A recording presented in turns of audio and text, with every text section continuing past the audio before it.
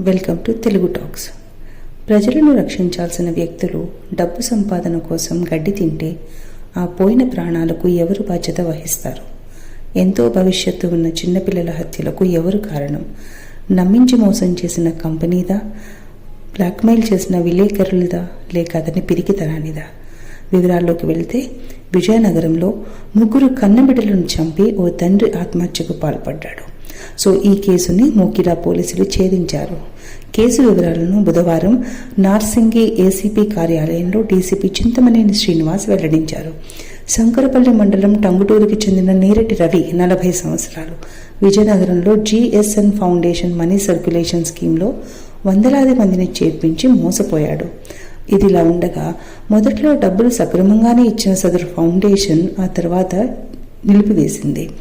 ప్రతి నెలా వచ్చే డబ్బులు రాకపోవడంతో రవిపై సభ్యుల ఒత్తిడి పెరిగింది. అందులో హోంగార్డ్ నాగరాజు, అతని భార్య ఒత్తిడి అధికం కావడంతో తన భార్య పేరిట ఉన్న 2 ప్లాట్ల పత్రాలను తాకట్టు పెట్టి 18 లక్షల దాకా తిరిగి ఇచ్చాడు. దీంతో మిగిలిన వారు కూడా ఒత్తిడి చేస్తూ వచ్చారు. విషయం తెలుసుకుని శంకరపల్లి మండలానికి చెందిన విలేకరులు శ్రీను, శ్రీనివాస్, మహేష్, ప్రవీణ్, శ్రీనివాసరెడ్డి ఆయన్ని బెదిరించడం మొదలుపెట్టారు. పత్రికల్లో రాయకూడదు అంటే 20 లక్షలు ఇవ్వాలని డిమాండ్ చేశారు. దీంతో చివరికి భారీ పుస్తకతాడును కూడా తాకట్టు పెట్టి 2.5 లక్షల దాకా వారికి ఇచ్చాడని వినిపిస్తుంది.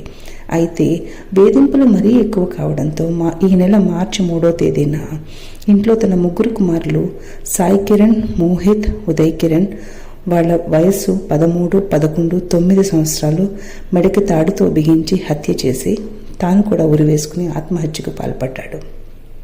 భార్య శ్రీలత ఫిర్యాదు మేరకు విచారణ చేపట్టిన పోలీసులు 5 మంది విలేకరులతో పాటు అతని వేధింపులకు గురి చేసిన మరో 4 గుర్తించి కేసులో చేర్చారు. శ్రీనివాసరెడ్డి, ప్రవీణ్, హోంగార్డ్ నాగరాజును అరెస్ట్ చేసి రిమాండ్కి తరలించారు. మిగిలిన 3 విలేకరులు పరారీలో ఉన్నారని డీజీపీ తెలిపారు.